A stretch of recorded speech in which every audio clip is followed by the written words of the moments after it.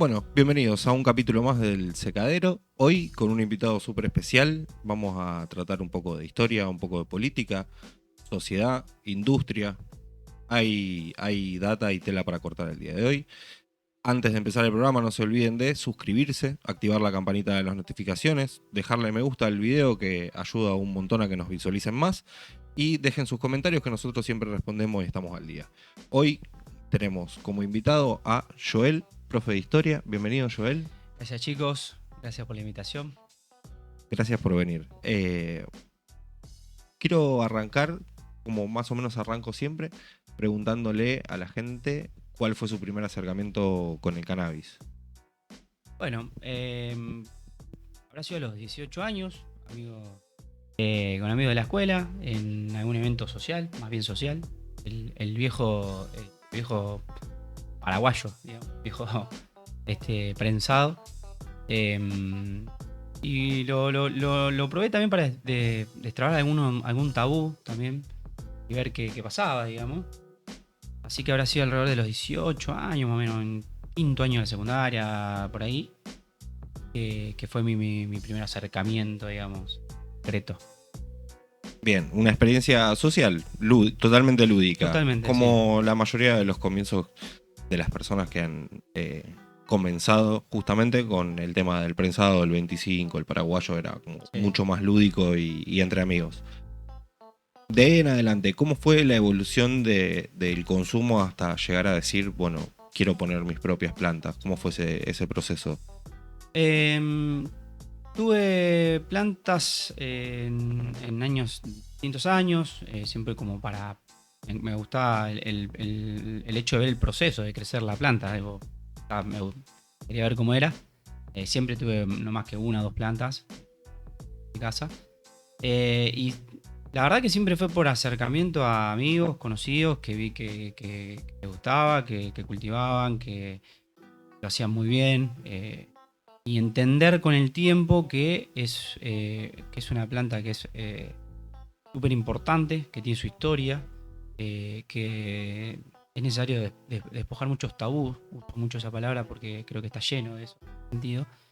Y a partir de que empecé puntualmente con algún amigo que lo hacía muy bien y empezó a cultivar y le empezó a meter variante, mejorarlo, es mejor. Y bueno, eso fue un poco también variando lo que consumí desde un inicio, que era horrible. Y hasta llegar al punto de ahora de conocer, de tener conocidos que cultivan y que si tengo ganas, porque también es eso, si tengo ganas de fumar un porro, sea quien pedírselo, que de manera segura, que va a ser rico, que no me va a dañar. Eso, digamos, que fue evolucionando a medida de que fui conociendo gente que está dedicando muchísimo a esto, que es recontra importante. De lo económico, de lo cultural, de lo medicinal, de lo científico. Es a medida también como fue evolucionando en general, ¿no? Que la mayoría en los últimos años se fue haciendo cada vez más grande, me parece. Sí, más grande y a gran velocidad también, porque sobre todo, sí. El hecho de tener un punto legal de dónde partir y que nosotros nos podamos exponer diciendo, trabajando cómodamente, ayuda a que la evolución sea más rápida, porque tenés más disposición de gente que tiene materiales y ese tipo de cosas.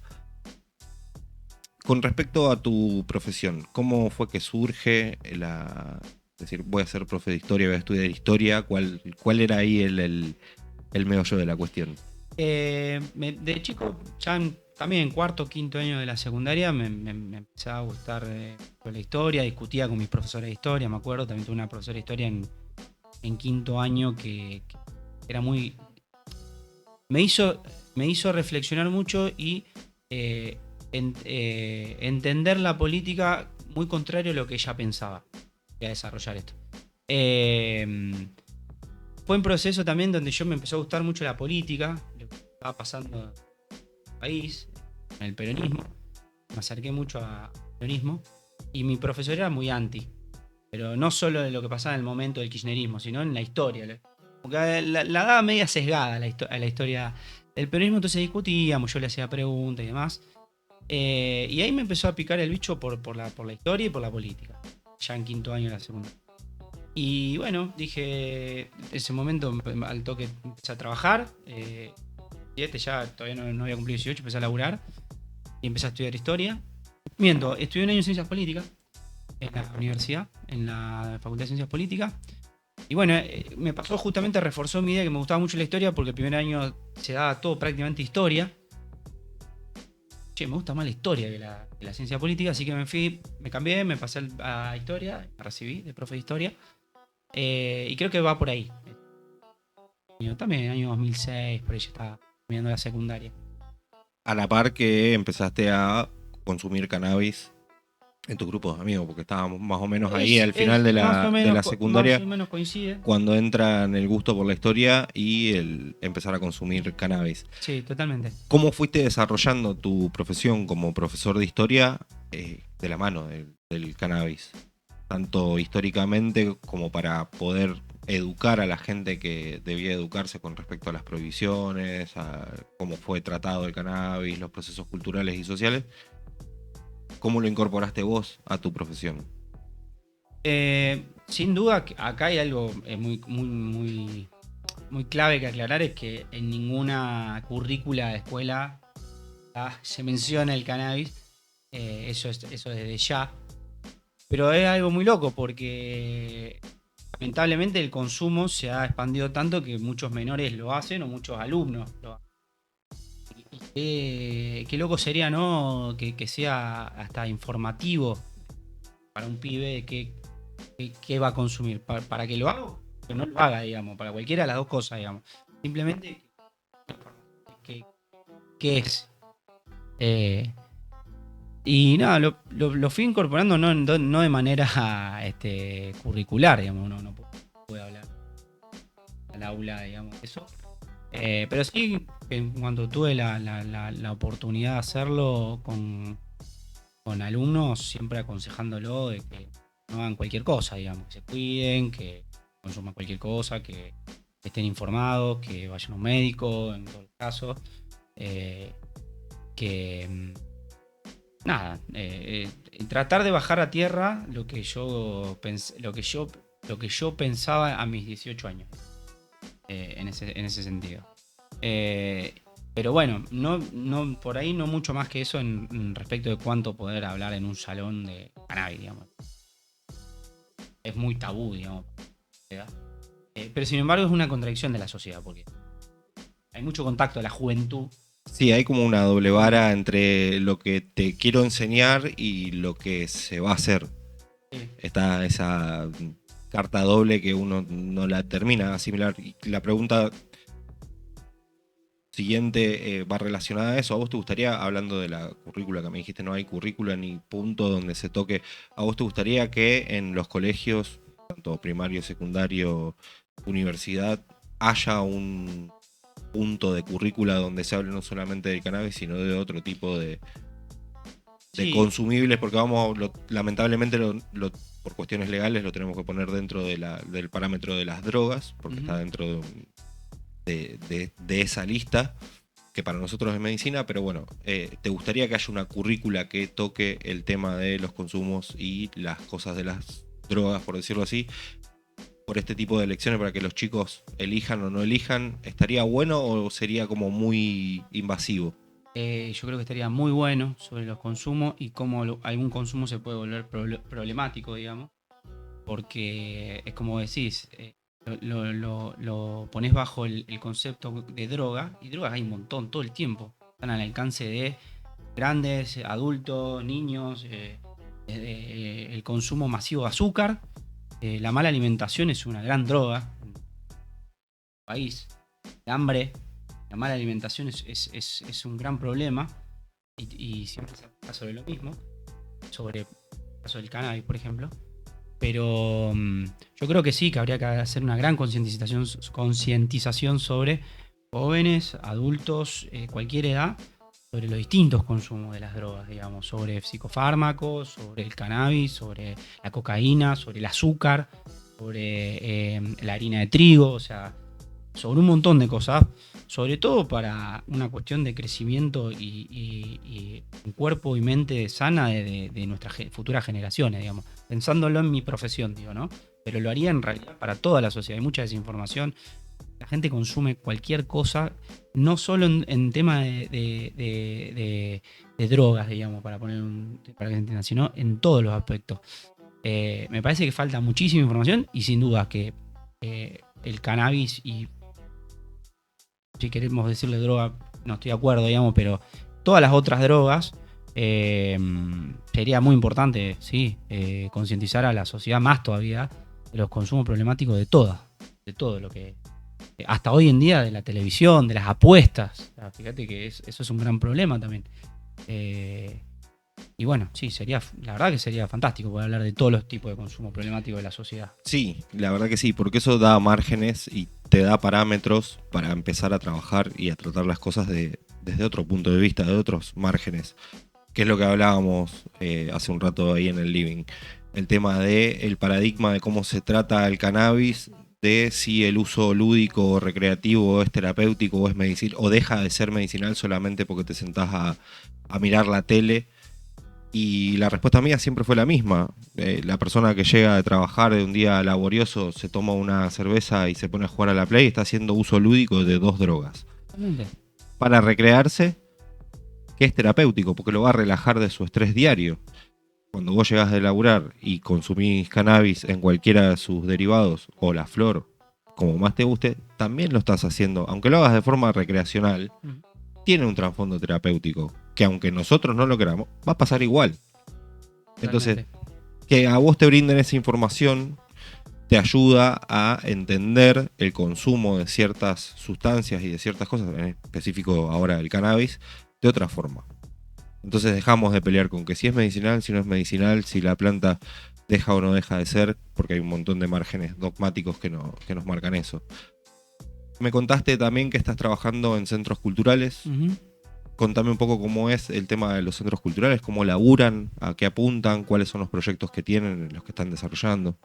Sí, en Rosario estoy a cargo un poco, ya hay varios grupos formados, pero inicialmente fundamos 2 espacios culturales muy grandes, ahí en la ciudad de Rosario, en el centro, en el macrocentro, en Pichincha, y bien en el centro, digamos.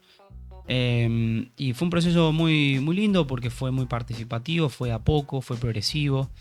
Le fuimos incorporando cosas, mayor cantidad de oferta cultural, mayor cantidad de oferta de formación, joda también. Se fue profesionalizando y convirtiendo también en una parte productiva, o sea, hoy le da puesto de trabajo a mucha gente, directa e indirectamente. Están los que laburan toda la semana y después están los rotativos que van los fines de semana. Y lo que hicimos, francamente, fue aportar a una idea en un momento donde en Rosario la municipalidad avanzaba bastante sobre este tipo de espacios, que muchos fueron cerrando para el año 2015, 2016. Nosotros creemos que una ciudad como Rosario, con la historia que tiene tan rica en su cultura y un montón de personas vinculadas, destacadas nacionalmente luego de la cultura, nos parecía muy contradictorio que el municipio no solo avance, no solo que no lo impulse, sino que avance sobre los espacios que terminaron muchos cerrando. Así que en 2015-2016 arrancamos a contracorriente, digamos, y fundamos estos espacios que fueron creciendo, como te decía, y se fueron complejizando cada vez más, porque la gente empezó a ir, nos empezó a elegir, empezamos a variar la oferta también gastronómica, no solo la cultural. Y bueno, eso se fue convirtiendo también como en un espacio social y político, porque empezó a ir a hablar de política ahí también, a juntarse, a tener reuniones, a elegirnos para presentar un libro, para dar una charla política, y nos empezó a funcionar también como espacios de encuentro para la política, para discutir, para verse cara a cara, para salir un poquito en las redes sociales también. Y hoy, bueno, con esa plataforma de base de un poco de la política social y el encuentro, y militancia universitaria y militancia barrial, estamos encarando un proceso de presentar una nueva opción política para la ciudad de Rosario, que se llama ¿Qué te pasa? El espacio político, y la propuesta es ¿qué te pasa, Rosario? Es un poco una pregunta que intenta interpelar a qué nos está pasando un poco como sociedad.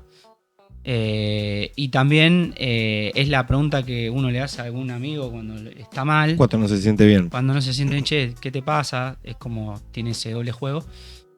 Así que estamos en ese proceso, con ese proyecto. Este año va a ser la primera vez que nos presentamos. Y bueno, entre otras cosas, de lo que estamos trabajando, de lo cultural, de lo pedagógico, de lo comercial, de generar puestos de trabajo, apoyamos también todo lo que tiene que ver con la movida. El cannabis desde siempre, digamos, varios de los chicos que son parte del espacio, siempre estuvieron apoyando, bancando, así que el otro día, por ejemplo, fuimos a presentar el escrito para que la municipalidad un poco cumpla con una ordenancia que es como esta suerte de ReproCan local. Justamente eso te iba a preguntar.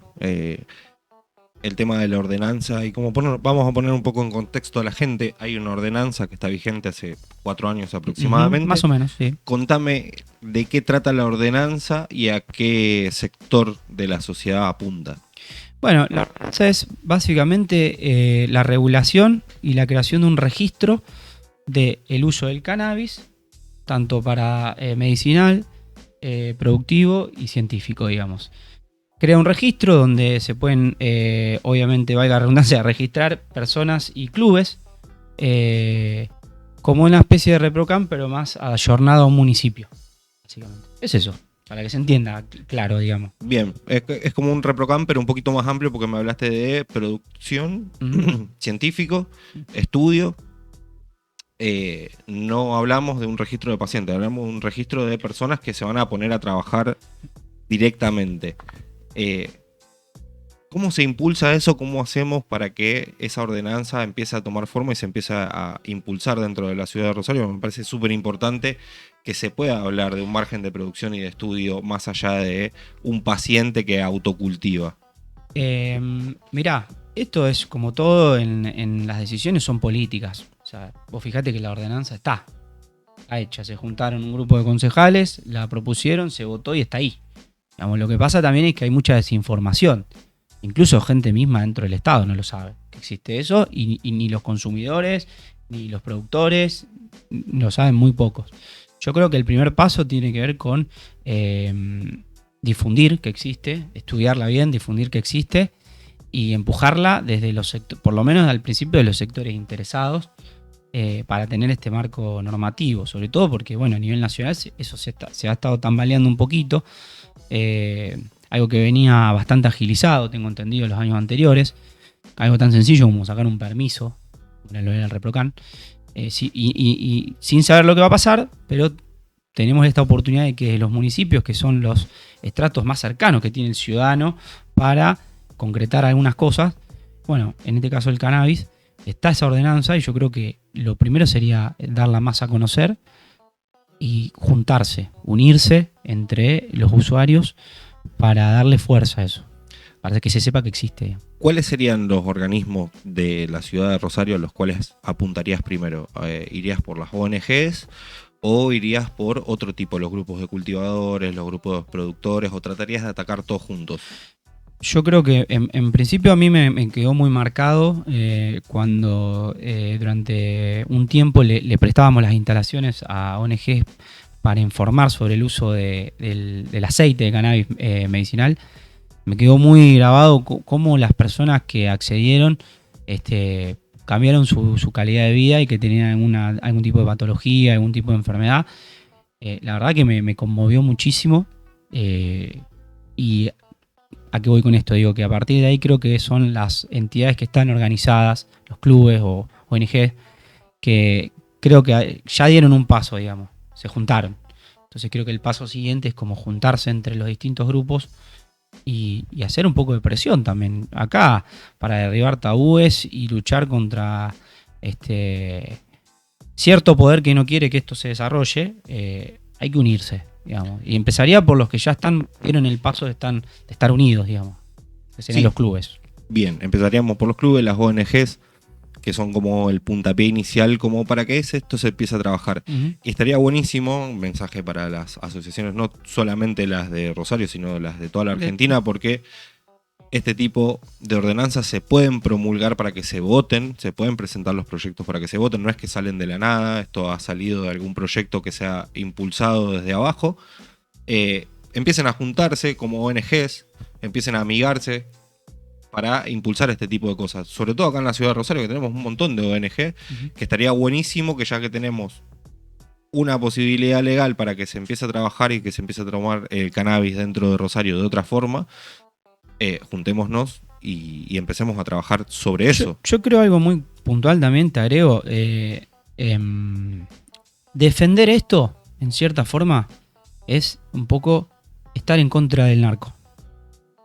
Y el peligro que eso conlleva. Fíjate lo que le pasa a Rosario.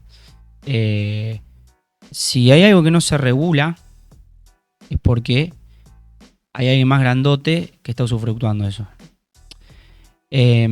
Históricamente, con todo lo que ha sido legislado para bien de la sociedad, desde los derechos laborales o cualquier tipo de derecho, es porque en algún momento alguien hacía una explotación de eso, ¿sí? Entonces, lo que creo realmente es que hay que darse la oportunidad de juntarse y hacer fuerza, digamos, porque hoy en día los que se benefician son los que igualmente pueden vender y comerciar y llevar el negocio a un lugar más oscuro, que lamentablemente es el narcotráfico, digamos. Es así, no hay mucha vuelta, digamos. Por eso creo que es importante que la sociedad en eso, sobre todo los que ya tienen el paso de estar con la planta y después tienen otro paso más que juntarse, yo creo que sería muy importante para la situación del narcotráfico poder contrarrestar eso con más organización, digamos, de parte de los usuarios, digamos. Sin duda. Yo estoy totalmente de acuerdo con eso y sobre todo en la parte donde decís que llevarlo a una parte muy oscura. Y estaba pensando justamente en el tema del prohibicionismo y de cómo todo lo que ahora está permitido en algún momento se explotó para bien. Y me viene a la cabeza el tema del monopolio y del narcotráfico, que son dos puntas totalmente opuestas que ejercen el mismo tipo de presión y de violencia sobre el mercado y sobre los consumidores del mercado, ¿no? Sí. Ha sucedido con el alcohol en la época de la ley seca, donde el que lo vendía por debajo lo vendía a precios estratosféricos, y lo mismo pasa hoy con el narcotráfico. ¿Es responsable la educación? ¿Es responsable la política? ¿Es responsable... ¿Quién es responsable de que las cosas se estén dando así? ¿O es un conjunto social, político, económico, con respecto al cannabis, ¿no? Sí, y creo que es un poco más que nada cultural y creo que vuelvo a usar la palabra tabú primero y demostrar que tiene muchas aristas. Yo creo que eso también fue lo más inteligente que ha sucedido en los últimos años con respecto al cannabis, que es mostrar que tiene un poder medicinal enorme, que tiene un poder productivo también enorme. ¿Por qué soja sí y cannabis no? Al nivel que se produce la soja. Te la tiro así al aire por pensarla, digamos. Y la soja transgénica y todo eso. ¿Por qué no exportar a niveles de lo que se exporta la soja? Por decirte, ¿no? Bueno, seguramente ya hay un negocio constituido en ese sentido de la soja, alguien que se beneficia y que el cannabis lo ve medio ahí de costado, por ejemplo. Pero puede ser un lugar a explotar también, sin duda, desde lo económico y de lo comercial. Después, obviamente, desde lo educativo, digamos. Creo que en algún momento hay que explicarle más a la sociedad de dónde viene, qué hace la planta, qué no hace, qué beneficios trae, digamos. Y todo eso hace que sea una cosa muy de la cultura, digamos. Pero yo creo que todo cambio cultural se da con un poco con empuje, con gente que le dedique mucho tiempo y pasión también a lo que hace, porque si no, si cada uno se quedaría en su casa con su plantita, no avanzaría, digamos. Y creo que la etapa en donde eso se empieza a tecnificar y a masificar y a mejorar es positivo, digamos, es muy positivo. Pero creo que sí, en síntesis creo que es un problema multifacético, digamos. O sea, hay mucho tabú, hay un negocio atrás que hay que romperlo de alguna forma y demostrar que es rentable, porque no hay que tener miedo también de que son negocios que pueden ser rentables.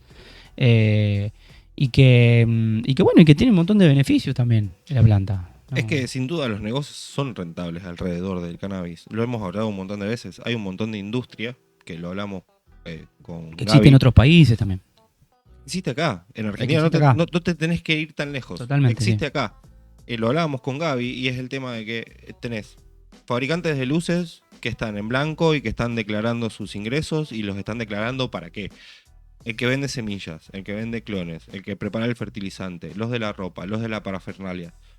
Menos el productor y el cultivador que se dedica a que la planta exista y que Claro. la cultura se siga expandiendo, están todos trabajando a la luz del día, menos ellos. Es el cambio de paradigma, lo que me decías vos, la doble vara hace un rato, de lo puedo trabajar, pero no lo puedo enseñar, lo puedo trabajar, pero no lo puedo blanquear. Ese tipo de cambio de paradigma creo que es el que le falta a la sociedad, que no hay que tenerle miedo, que los negocios están Ujú. y que ya están funcionando alrededor sin que se hable de trabajar sobre la flor y sus Alguien derivados. se la lleva, para decir, alguien la está produciendo. Alguien lo está haciendo. Contame, ahora te vas a postular para concejal Ajá, de la ciudad de en Rosario. Rosario. Bien.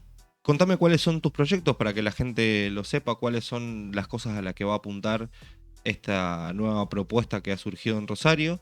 No solamente del cannabis, sino un plan más abierto de todo Ujú. lo que quieren hacer, porque eso también va a ayudar a que la gente se entere de cuáles son las propuestas de la sangre nueva que se van a venir. Bueno, en primer lugar, tiene que ver, la primera etapa, ahora que estamos transitando la campaña, las elecciones son el 13 de abril, consta de una primera etapa que es un poco posicionarnos como caras nuevas dentro del espacio peronista. Yo soy peronista, hace muchísimos años, milito de los 18 años. Y bueno, nunca estuve al frente de liderando en una boleta un proceso electoral, siempre desde abajo, acompañando, ayudando. Y bueno, en primer lugar es posicionarnos en ese sentido, como presentarnos a la sociedad identitariamente. Después, durante estos años hemos construido muchas propuestas con referido a lo cultural. Nuestra idea es que poder, en los barrios de Rosario, nosotros tenemos los dos espacios culturales, como comentaba antes, que están situados geográficamente más que nada en el centro y el macrocentro, como esa radio. Y la verdad que la experiencia nos ha mostrado que si vos a la sociedad le ofreces cosas que le gusten hacer, y que estén buenas, van y te reconocen independientemente de la ideología que vos tengas, digamos. Eso es gestión en ese sentido. Así que en ese orden, digamos, lo que a nosotros nos gustaría es poder trabajar en otras zonas de la ciudad, desarrollar o en lugares que no existan o en lugares que existan, como los clubes, por ejemplo, que se empiecen a hacer agendas culturales que tengan que ver con el desarrollo de artistas locales. Que eso por ahí Rosario en algún momento lo tuvo, hoy lo perdió, por una política bastante errada, creo, de la municipalidad de no fomentar estos espacios. Y tenemos muchos artistas que al no tener tantas opciones se van, buscan un mejor futuro en Buenos Aires o en otros lugares. Y creo que poder desde chicos darle a los artistas lugares para tocar un instrumento, hacer gimnasia deportiva, hacer algún deporte, jugar al ajedrez, que tenga una biblioteca, digamos. Creo que es fundamental y eso es lo que nosotros hacemos en nuestros centros culturales y queremos repetirlos en otros puntos cardinales de la ciudad. Eso como principal. Después estamos trabajando en una propuesta de mejorar el transporte nocturno. En Rosario lo que está pasando ya antes de la pandemia, las líneas de colectivos desvían sus recorridos, cortan los recorridos a cierto momento de la noche y nosotros queremos que la industria cultural, la industria del ocio, la industria de la recreación y la industria gastronómica mueve mucha gente y por ejemplo un tipo que labura 7, 8, 9 horas, una chica labura 7, 8, 9 horas en un bar, en un centro cultural, en un restaurante a la noche, se gasta después un tercio de lo que ganó ese día para volverse a su casa porque no tiene colectivo. Se tiene que tomar un Uber, se tiene que tomar un taxi. Nosotros estamos pensando en que si hay un reacomodamiento del sistema de transporte, con por ejemplo líneas troncales que vayan por las grandes avenidas de Rosario, hacen que los lugares tengan a no más de 10, 8 o 10 cuadras la llegada a una avenida para tomarse un colectivo y que la achique un montón el recorrido para volver a su casa y que la achique sobre todo la cuestión económica. El municipio solo tiene que reacomodar unidades, entre unas 40 y unas 50 unidades, con frecuencia de 20 minutos, media hora, con parada segura, y que arriba de cada colectivo, digo, pensando en el contexto de Rosario, que es una ciudad, se ha vuelto una ciudad insegura, que arriba de cada colectivo haya un oficial de policía. Que eso haga que vos llegues a la parada segura y que de última no te tengas que tomar un colectivo, porque es un problema también la concentración que hay por zona de todo lo que tiene que ver con la gastronomía, con la recreación, con la cultura, que está en el centro. Y el resto queda re desconectado de eso, muy desconectado. Los laburantes y los que quieren acceder a eso.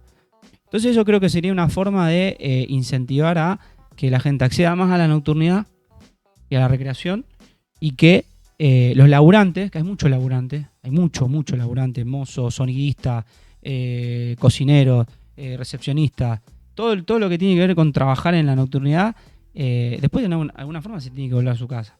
Y no tiene colectivo. A cierta hora bueno, nosotros estamos proponiendo que haya un servicios especiales como hay en otras ciudades del mundo, además, para la nocturnidad y que eso mejore mucho la calidad de ir a laburar o ir a disfrutar.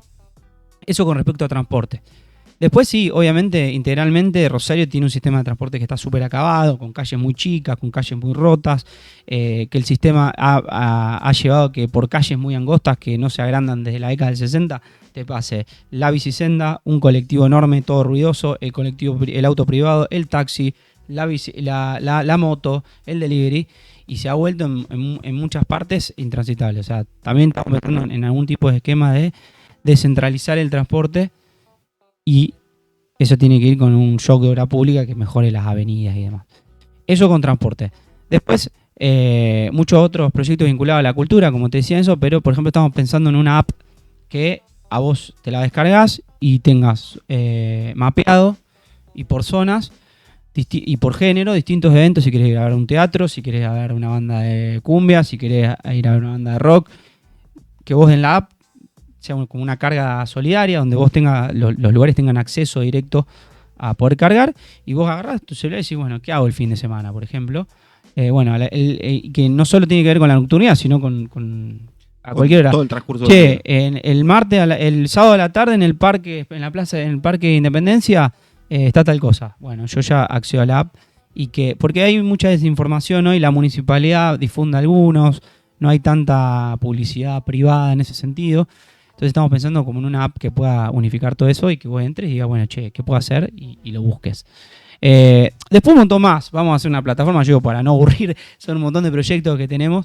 Pero sin duda que tiene que ver con mejorar la calidad de vida de los rosarinos, porque es una ciudad que se vino muy abajo en cuanto a infraestructura. Creo que en tema de alquileres, por ejemplo, me voy a eso, que es un problema muy grande, un poquito más lejos. En algunas que en algunas ciudades siempre te dicen, bueno, no, pero el problema de la vivienda es un problema grande. Bueno, Rosario, con los alquileres, por ejemplo, tuvo todo un boom después del año 2001-2002 de edificios, que la moda era construir monoambientes. Hoy, a 10, 12 años después de eso, ya nadie quiere un monoambiente. Entonces, vos planificaste una ciudad a merced de las constructoras, por ejemplo, de lo que le convenía, o de los ahorristas, por ejemplo, pequeños ahorristas, plata que venía del campo, o plata que venía medio oscura de algún lugar. Generaste toda una zona de un montón de edificios con monoambientes que hoy la gente ya no elige. Y eso te desconfiguró toda la geografía de cómo la gente ocupa la ciudad. Entonces tenés gente que paga alquileres muy caros por monoambiente o departamentos muy chicos, y que la opción que le queda es irse a un barrio con peores servicios o fuera de Rosario.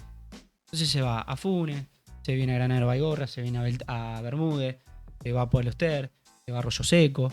Bueno, si el Estado municipal no puede de alguna forma regular dos cosas: en los alquileres y dónde va y cómo se orienta la inversión privada de un tipo que dice voy a hacer un edificio que después no lo va a terminar alquilando nadie, y en la oferta y la demanda de lo que sale un alquiler te juega. Vos tenés un montón de alquileres vacíos y no tenés esa demanda de esa oferta que generaste. Entonces tenés un montón de edificios vacíos, gente que no encuentra el lugar porque es muy caro. Pérdida por todos lados. Pérdida por todos lados, digamos. Eso básicamente es de los últimos 15 años una malísima planificación en cuanto a vivienda en la ciudad de Rosario. Yo creo que eso es un tema también que queremos laburar y que vamos a proponer, por lo menos que se regule un poco en ese sentido, entre otras cosas. Vamos a dar una plataforma, después se la pasamos para no vamos a pasar 2 horas hablando de esto, sino. No, está bien. Con respecto a esto de ya empezar a planificar y a pensar cuáles son las cosas que se van a hacer cuando entren al plan de juego de concejal y demás. Con respecto al cannabis, ya me dijiste que sería impulsar esto que ya está armado. Uh-huh. Y una vez que se impulse, suponiendo que se aprueba, ¿cuáles son los pasos a seguir desde tu punto de vista como concejal? Mira, yo te digo algo. Está aprobado. Sí, Está aprobada la ordenanza. El digamos. tema es, una vez que ya se impulse, que ya esté dado a público, que la gente se pueda empezar a registrar, que esté funcionando, ¿cuáles serían los pasos a seguir? Difundirla y decirle a los rosarinos que está ese registro y que lo tienen que utilizar y exigirlo, porque incluso en la ordenanza hay un órgano de aplicación. Hay una estructura que se debería haber creado para que esto se aplique y que no está funcionando. Entonces, lo principal sería pedir que esa autoridad de aplicación estatal la cumpla y que la sociedad civil se involucre. Yo creo que, insisto con esto, que tiene que ver con lo que hablábamos antes, de lo informativo, lo educativo, dar a conocer, difundir, porque hay mucho tabú. Y mucha desinformación también a veces, a propósito de la que alguien se beneficia, digamos. Y insisto con esto, sería un camino que iría en contra del flagelo más grande que tiene Rosario, o uno de los flagelos más grandes que tiene Rosario, que es el narcotráfico. Y sería una punta en ese sentido. Si vos me preguntás si me toca que me elijan y entrar, yo en ese sentido con respecto al cannabis impulsaría que mayor difusión, para que la gente sepa. Bien, ¿y hay otros planes con respecto al cannabis dentro de los planes para trabajar como concejal dentro de la ciudad de Rosario? Ya sabiendo que trabajás lugares con mucha cultura y con mucho movimiento, ¿cuáles son las otras orientaciones de planes a nivel cultural, social del cannabis dentro de Rosario?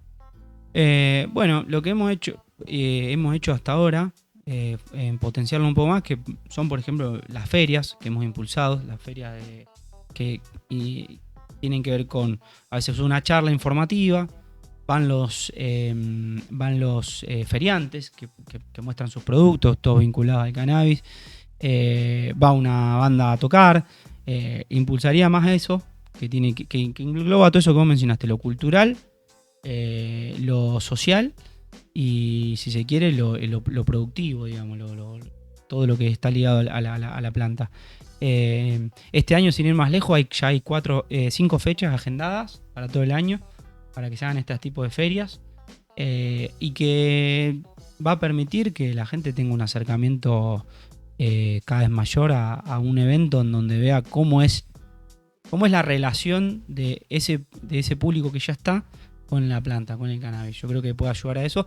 Sin duda que obviamente la mayoría de la gente que concurre ya es gente que ya está en el palo. Pero bueno, creo que seguir difundiendo ese tipo de eventos es clave para seguir desandando tabúes, me parece. Yo iría más por ahí, de potenciar esos eventos. Bien, sociales y culturales. Uh-huh. Me hablaste recién de la parte de producción. Uh-huh. ¿Cómo se impulsa o cómo se trabaja la parte productiva del cannabis? Primero, en la instancia en la que estamos, y segundo, en la instancia en la que podríamos estar con esta regulación que ya existe dentro de la ciudad de Rosario. Sí, yo lo que haría es impulsar desde algunos incentivos económicos para los productores. Si me das a elegir un sumum, te diría tierras. Pero bueno, está tan discutida la tierra en este país que es un problema para cultivar y es un problema para vivir, digamos. Pero a priori lo que haría sería detectar a quienes estén en condiciones con potencialidad de producción y los incentivaría con algunas exenciones impositivas. Trataría de que pase, que en un parque industrial, Rosario no tenía parque industrial, por ejemplo. Ahora hace poco recién se sancionó una de las primeras ordenanzas que designa parque industrial. eso es mayor ingreso para el Estado, también mayor pago de impuestos. Bueno, ¿por qué no pensar la producción que pueda estar dentro de un parque industrial, por ejemplo? Eso no está hoy, te diría que está bastante lejos. Y los beneficios que trae estar en un suelo industrial, digamos. Yo sin duda lo haría potenciando, como creo que yo en ese sentido lo creo en todas las áreas de la economía, en cualquier rubro, lo impulsaría un poco con tratar de que haya también un acceso a un crédito. Eso es clave también para arrancar cualquier tipo de emprendimiento productivo, que haya acceso a crédito. Y que haya acceso, mejor dicho, que haya acceso, no, que se produzcan algunas exenciones con respecto a pago de DREI, a pago de TGI, ese tipo de cosas, que harían que, al menos por un tiempo, ¿no? Después todo el mundo, si la industria funciona, tiene tributando como cualquiera, digamos, pero digo, con dos cosas muy claves: la ayuda para la inversión con crédito y la quita de algunas exenciones impositivas de la que el Estado podría obviar por un tiempo, para que la gente se anime cada vez más a invertir también, porque si no, o mejor dicho, que se anime, no, que el Estado sepa que está el Estado ahí un poco para ayudar, para acompañar, para impulsar, que no se sienta tan solo para invertir. Bien, que no esté tan solo, que son partes de lo que le falta al proyecto que estuve viendo del Aricame, que salió hace pocos días, un par de semanas, donde impulsa la regulación de la producción, la venta, el estudio y demás, de tanto del cannabis como del cáñamo, que ya sabemos que el cáñamo tiene muchísima tela para explotar dentro de la Argentina, que es un país agricultor, básicamente. Pero le vi falencias al tratado del Aricame, que vos me los estás marcando hoy dentro de las regulaciones que te gustarían que se propusieran dentro de la ciudad de Rosario.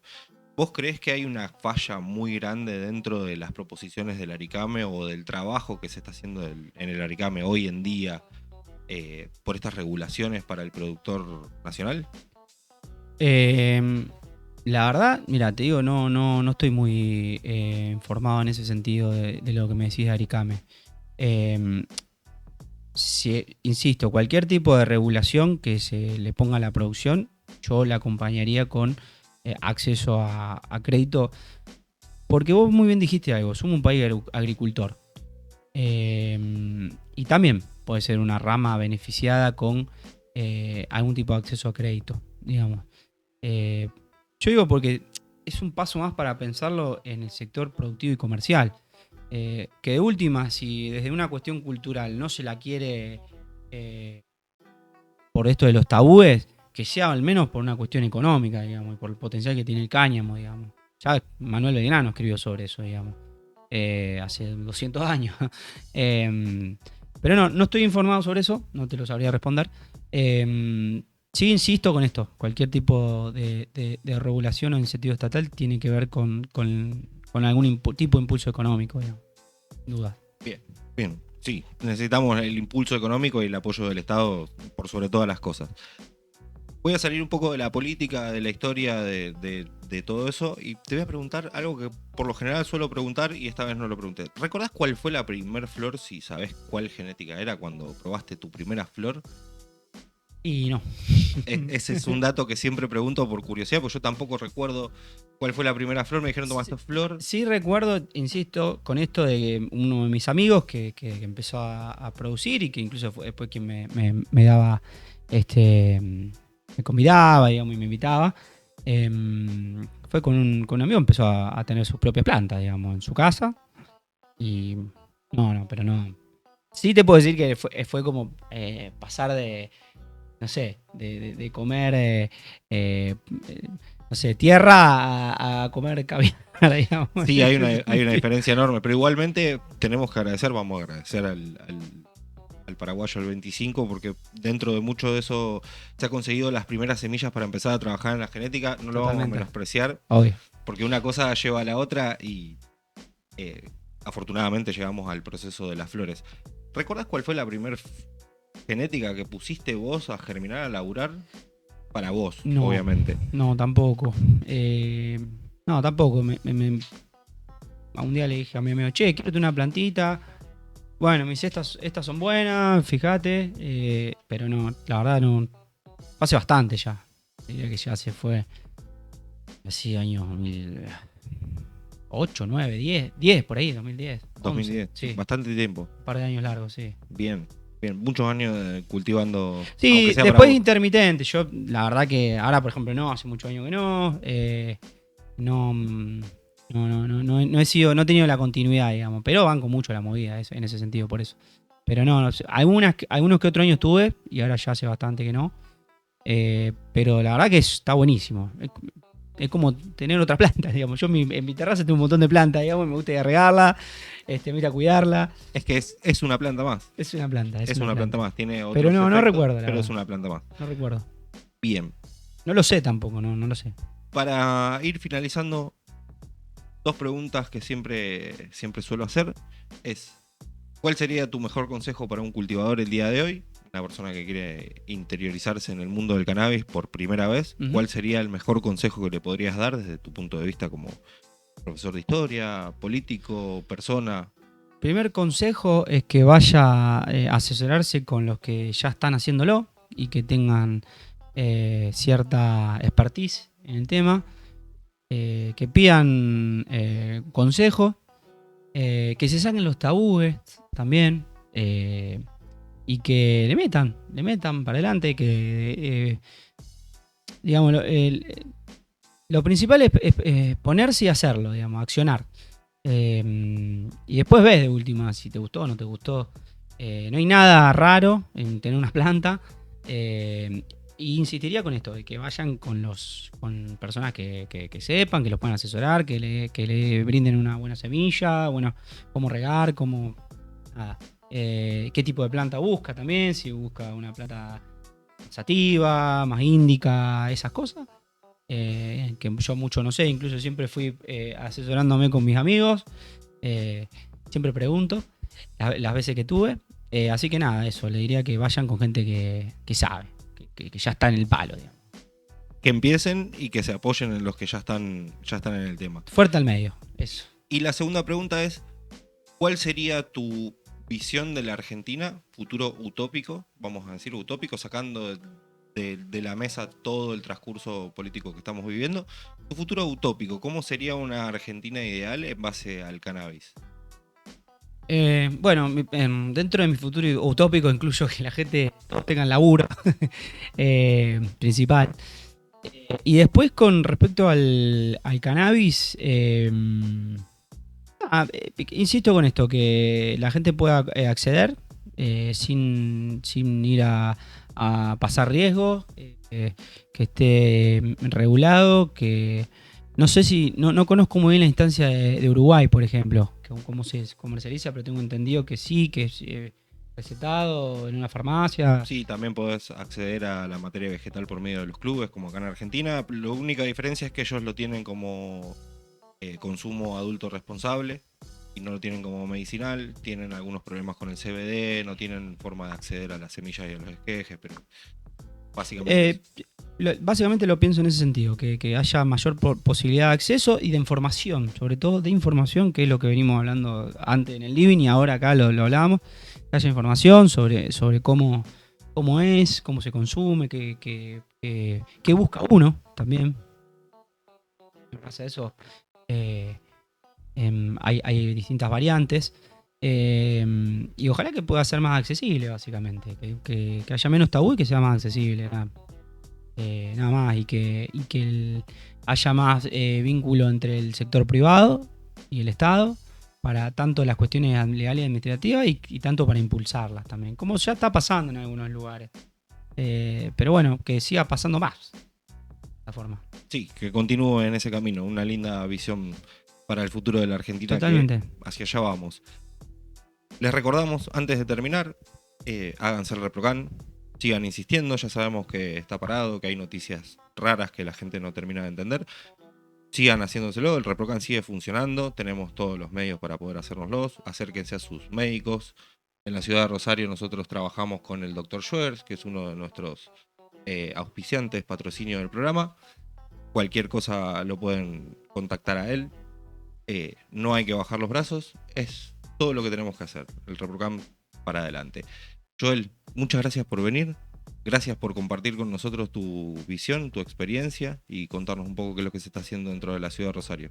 Bueno, gracias a ustedes y muy lindo el estudio, la verdad los felicito un montón. Mucho laburo se nota, mucha dedicación como a la planta, al estudio también.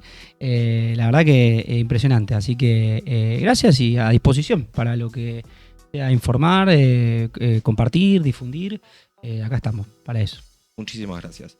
No se olviden de suscribirse, darle like, darle a la campanita para que le lleguen las notificaciones y dejar comentarios que nosotros siempre respondemos. Nos vemos en el próximo capítulo.